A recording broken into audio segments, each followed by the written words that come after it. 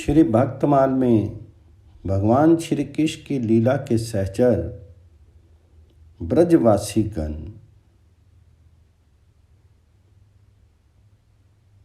नंद गोप उपनंद ध्रुव धरानंद जसोदा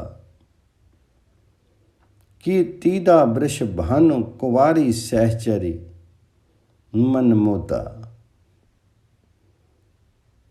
मधु मंगल सुबल सुबाहु भोज अर्जुन श्री दामा मंडल ग्वाल अनेक श्याम संगी बहुनामा घोष निवासन की कृपा सुर नर बांछत आदि अज बाल वृद्ध नर नारी गोप हूँ अथी उन पाद राज्य।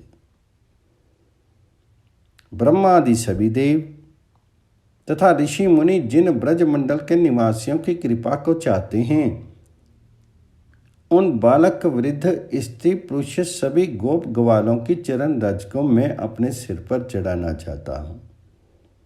नंदगोप उपनंद ध्रुवनंद धरानंद नंद जी की पत्नी यशोदा जी, कीर्ति देने वाली वृषभानु की पत्नी कीर्ति जी, बरसाने के राजा वृषभानु जी, वृषभानु कुमारी श्री राधिका, प्रसन्न चिता सखियाँ मधुमंगल सुबल सुबाहु भोज अर्जुन श्री दामा और संपूर्ण ग्वाल मंडली जिनके अनेक नाम हैं, जो श्याम सुंदर श्री कृष्ण चंद्र के साथी हैं, मैं इन सब के पद की धुरी का चाहने वाला हूँ।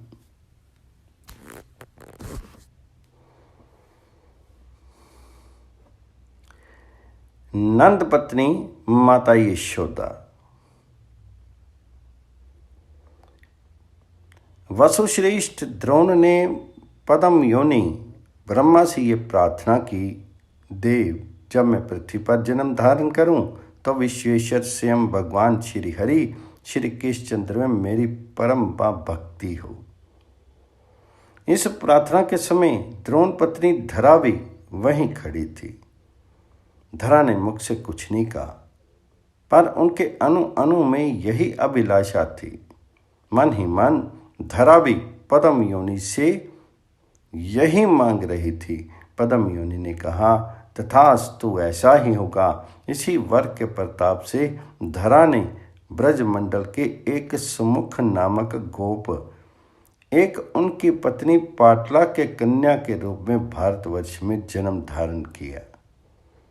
उस समय जबकि स्वयं भगवान श्री कृष्ण चंद्र के अवतरण का समय हो चला था, श्वेतवरा कल्प की 28वीं चतुर्युगी के द्वापर का अंत हो रहा था, पाटला ने अपनी कन्या का नाम यशोदा रखा। यशोदा का विवाह ब्रजराज नंद से हुआ। ये नंद पूर्व जन्म में वही द्रोण नामक वसु थे जिन्हें ब्रह्मा जी ने वर दिया था। भगवान की नित्य लीला में भी एक यशोदा है। वे भगवान श्री कृष्ण चंद्र की नित्य माता हैं। वात्सल्य रस की घनीभूत मूर्ति ये यशोदा रानी सदा भगवान जी को वात्सल्य रस का आस्वादन कराया करती हैं। जब भगवान के अवतरण का समय हुआ तो इन चिदानंदमयी वात्सल्य रसमयी यशोदा का भी इन यशोदा पूर्व जन्म की धरा में ही आवेश हो गया। पाटला पुत्री यशोदा नित्य यशोदा से मिलकर के एकम एक होगी तथा इन यशोदा के पुत्र के रूप में आनंद कंद पर ब्रह्म पुरुषोत्तम स्वयं भगवान श्री कृष्ण चंद्र अवतीर्ण हुए। जब भगवान अवतीर्ण हुए थे उस समय यशोदा की आयु ढल चुकी थी। अतः जब पुत्र हुआ तो फिर आनंद का कहना ही क्या है। सुखत धानन को ज्यों पानियों यों पायों या पन में। यशोदा को पुत्र हुआ है। इस आनंद में सारा ब्रजपुर निमग्न हो गया। दूसरा है, छठे दिन यशोदा ने अपने पुत्र की छठी पूजी। इसके दूसरे दिन से ही मानो यशोदा वात्सल्य सिंधु का मंथन आरंभ हो गया। मानो स्वयं जगदीश्वर अपनी जननी का हृदय मथते हुए राशि राशि भाव रत्न निकाल निकाल कर बिखेरने लगे, बतलाने लगे, घोषणा करने लगे, जगत की देवियों देखो, यदि तुम में से कोई मुझ पर ब्रह्म पुरुषोत्तम को अपना पुत्र बनाना चाहो तो मैं पुत्र भी बन सकता हूँ, पर पुत्र बना करके मुझे कैसे प्यार किया जाता है, वात्सल्य भाव से मेरा भजन कैसे होता है, इसकी तुम्हें शिक्षा लेनी पड़ेगी। इसलिए इन सरथा अनमोल रत्नों को निकाल करके मैं जगत में छोड़ दे रहा हूँ। यही तुम्हारे आदर्श होंगे। इन्हें प्रो करके अपने हृदय का हार बना लेना। हृदय आलोकित हो जाएगा। उस आलोक में आगे बढ़ करके पुत्र रूप से मुझे पालोगी, अनंत काल के लिए सुखी हो जाओगी। अस्तु। कंस प्रेरित पूतना यशोदानंदन को मारने आई। अपना विष पूरित दुग्ध यशोदानंदन के मुख में दे दिया, किंतु यशोदानंदन विष में दूध के साथ ही पूतना के प्राणों को भी पी गए। शीर छोड़ते समय श्री कृष्णचंद्र को लेकर ही पूतना मधुपुरी की ओर दौड़ी।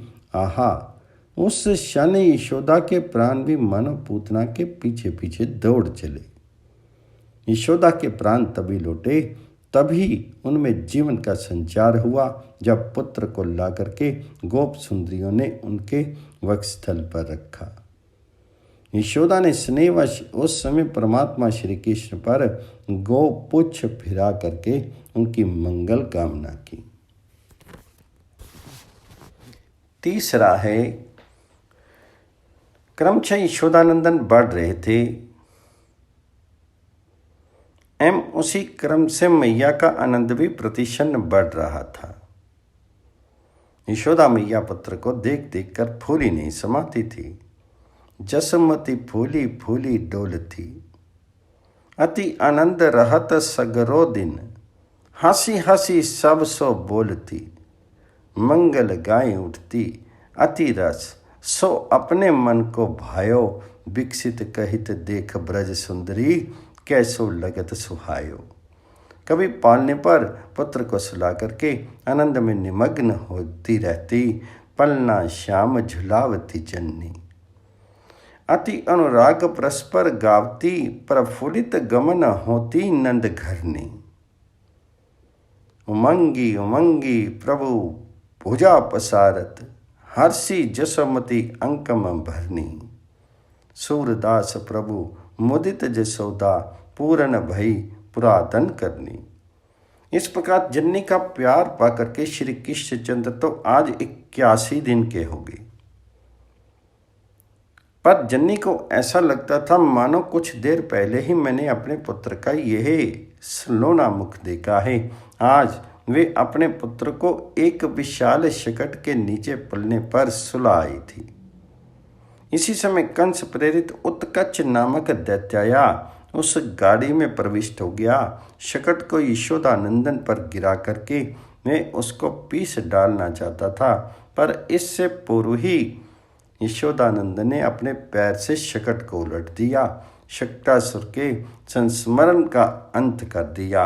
इधर जब जननी ने शकट पतन का भयंकर शब्द सुना तो ये सोच बैठे कि मेरा लाल तो अब जीवित रहा नहीं। बस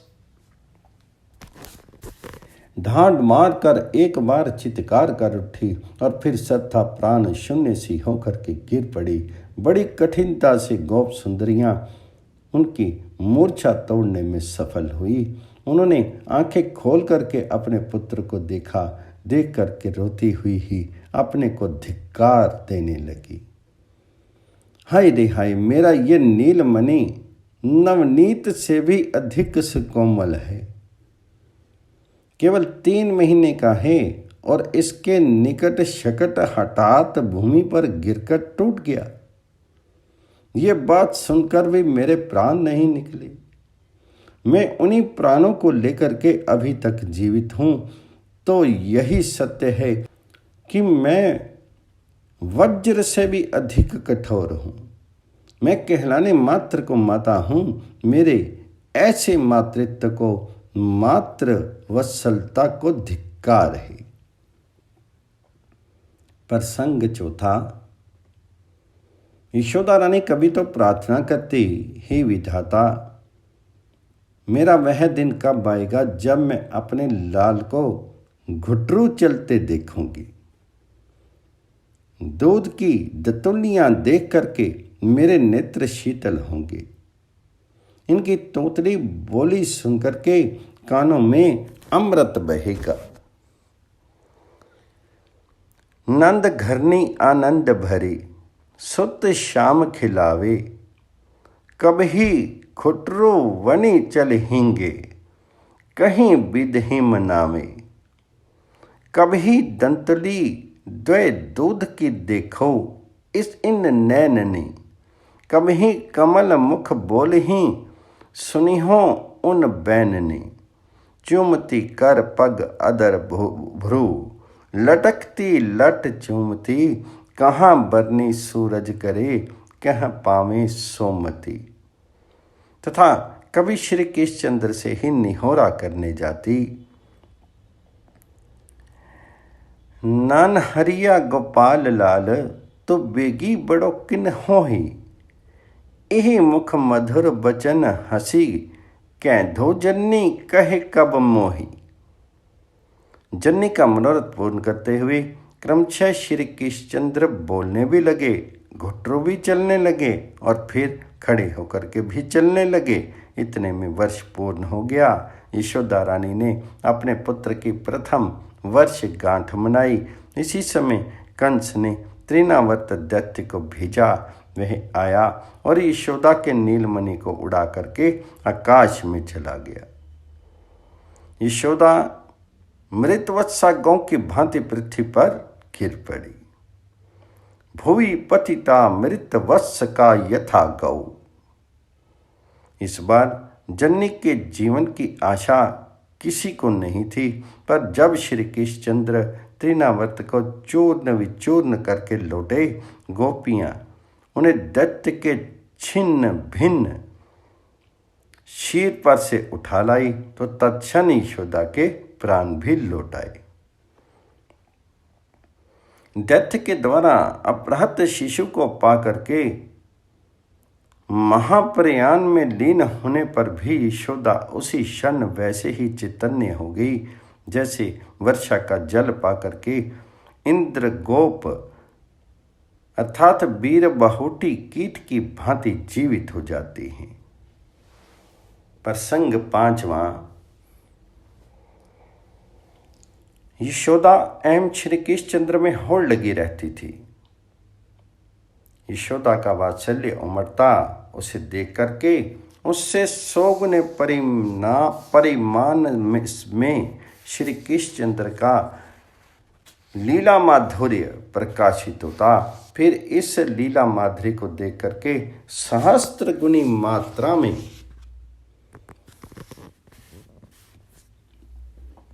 यशोदा का भाव सिंधु तरंगित हो उठता। इन भाव लहरियों से धुल करके पुनः श्री कृष्णचंद्र की लीला किरणें निखर उठती। क्षण भर पूर्व जो थी उससे लक्ष्य गुणित परिमाण में चमक उठती। इस क्रम से बढ़ करके यशोदा का वात्सल्य अनंत असीम अपार बन गया था। उसमें डूबी हुई यशोदा और सब कुछ भूल गई थी। केवल नीलमणि ही उनके नेत्रों में नाचते रहते थे। कब दिन हुआ, कब रात्रि आई, यशोदा को ये भी किसी के बताने पर ही भान होता था। उनको क्षण भर के लिए भाव समाधि से जगाने के लिए ही मानो यशोदा नंदन ने मृतिका भक्षण की लीला की। श्री कृष्ण ने मिट्टी खाई है ये सुनकर के यशोदा उनका मुख खुला करके मिट्टी ढूंढने गई और उनके मुख में सारा विश्व अवस्थित देखा। देख करके एक बार तो कांप उठी। देखे चर अरु अचर सिंधु कानन सरी सरी पर। देखियो धरनी आकाश सूर खेचर शशि गिरि पर। देखे काल सजीव लोक जसोदा नंद आदिक। देखे सुर अरु असुर पवन पनंग तप साधिक। भनी मान अमित ब्रह्मांड लखी देखी अनल तोखन तब तो। मुख सुखी बचनु आवत नहीं महरी का तू थर थर कंपतू। किंतु इतने में ही श्री कृष्णचंद्र की वैष्णवी माया का विस्तार हुआ। यशोदा वात्सल्य सागर में एक लहर उठी। वह यशोदा के इस विश्व दर्शन की समृद्धि तक को बहा ले गई। नीलमणि को गोद में लेकर यशोदा अपने प्यार से उन्हें स्नान कराने लगी। अंक में लगाई नंद नंद को आनंदमाई।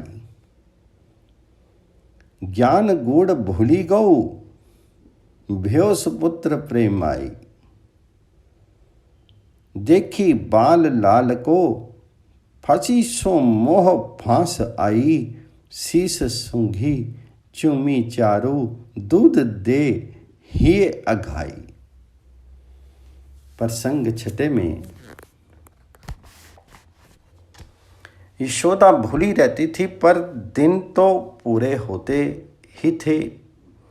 यशोदा के अनजान में ही उनके पुत्र की दूसरी वर्षगांठ भी आ गई।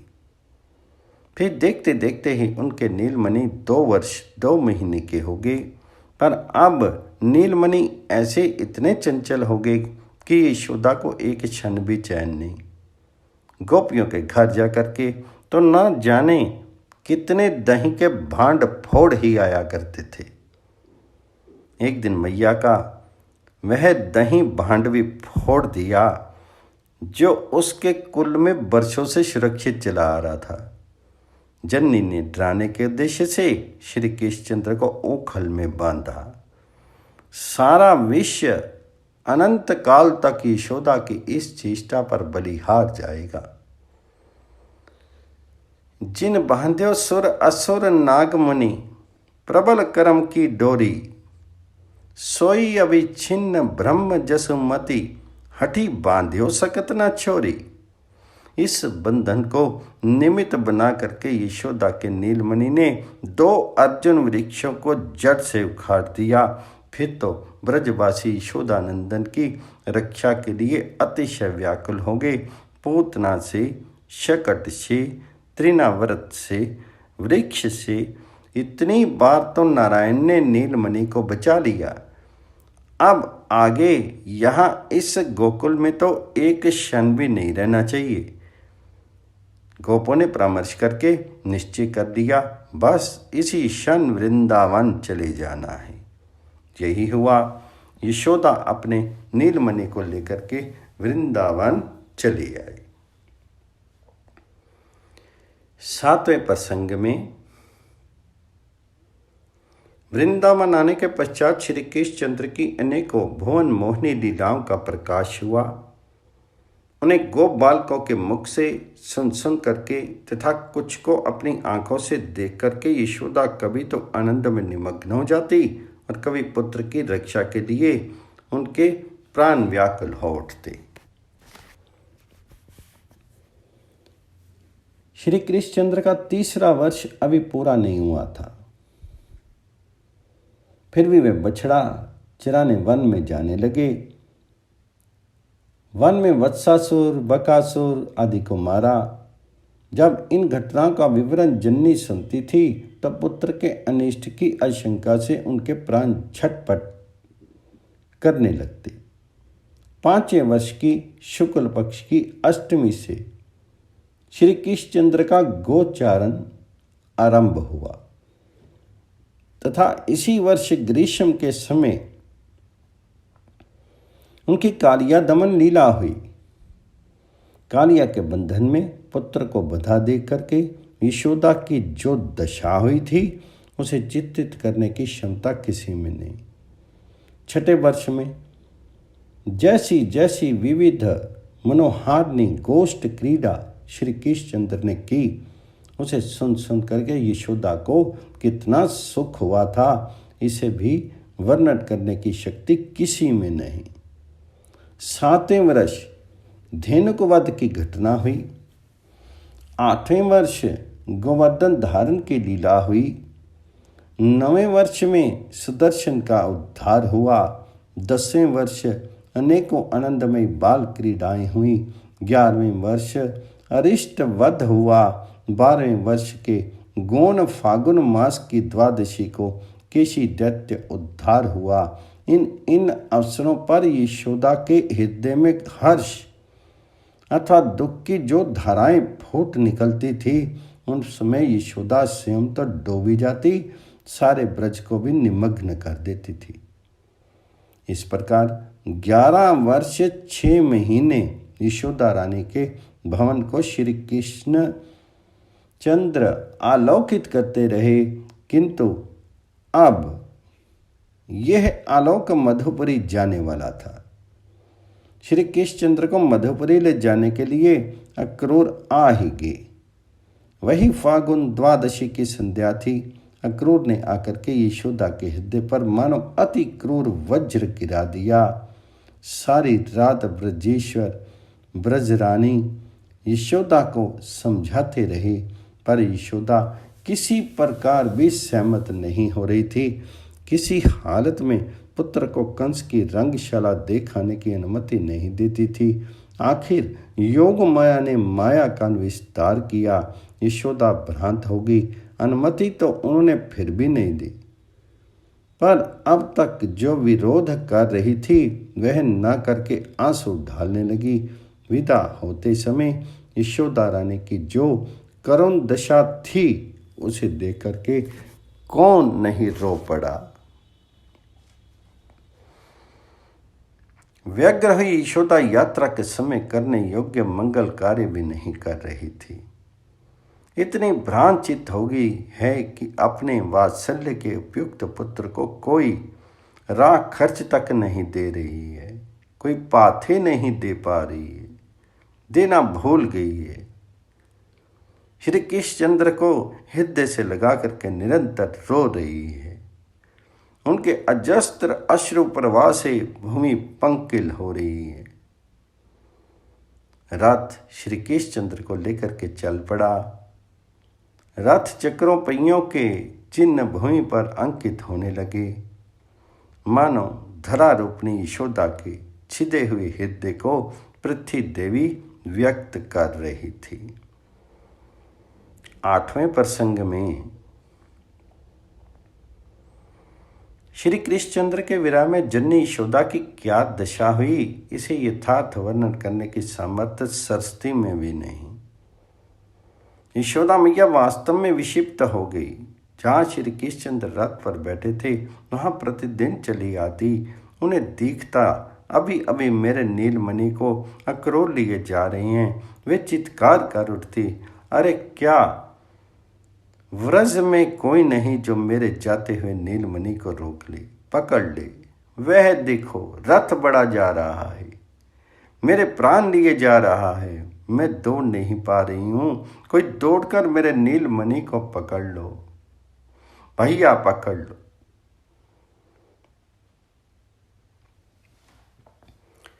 कभी जड़ चेतन पशु पक्षी मनुष्य जो कोई भी दृष्टि के सामने आ जाता, उसी से वासुदेव पत्नी देवकी को अनेकों संदेश भेजती। उन संदेशों में एक ये भी था, संदेशो देवकी सो कहियो, हों तो धाय तुम्हारे सुत की, मैया करत नित रहियो। यद्यपि देव तुम जानत उनकी, तम मोहि कहीं आवे। प्रातः ही उठत तुम्हारे सुत को माखन रोटी भावे। तेल उबटनो अरु तातो, जल देखत ही भजी जावे। जोई जोई मांगत सोई सोई देती, क्रम क्रम करी करी नहावी। सूर पथिक सुनी मोही रैन दिन, बड़ियो रहत उर सोच। मेरो अलक लड़े तो मोहन, हव्यो हो करत संकोच। किसी पथिक ने यशोदा का ये संदेश श्री कृष्णचंद्र से जाकर कह भी दिया। सांत्वना देने के लिए श्री कृष्णचंद्र ने उद्धव को भेजा। उद्धव आए पर जन्नी के आंसू पहुंच नहीं सके। 9वां प्रसंग है, यशोदा रानी का हृदय तो अब शीतल हुआ, तब शीतल हुआ जब वे कुरुक्षेत्र में श्री कृष्णचंद्र से मिली। राम श्याम को हृदय से लगा करके गोद में बिठा करके उन्होंने नव जीवन पाया। कुरुक्षेत्र में जब यशोदा रानी लौटी तो उन्हें ऐसा लग रहा था कि जैसे उनके नीलमणि उनके साथ ही वृंदावन लौट आए। यशोदा का उजड़ा हुआ संसार फिर से बस गया। श्री कृष्णचंद्र अपनी लीला समेटने वाले थे, इसलिए अपनी जननी यशोदा को भी पहले से भेज दिया। जब वृषभानुनंदिनी गोलोक विहारिणी श्री राधा किशोरी को वे विदा करने लगे तो गोलोक के उसी दिव्य अति दिव्य विमान पर जननी को भी बिठाया तथा राधा किशोरी के साथ ही यशोदा अंतर ध्यान हो गई, गोलोक में पधरा गई।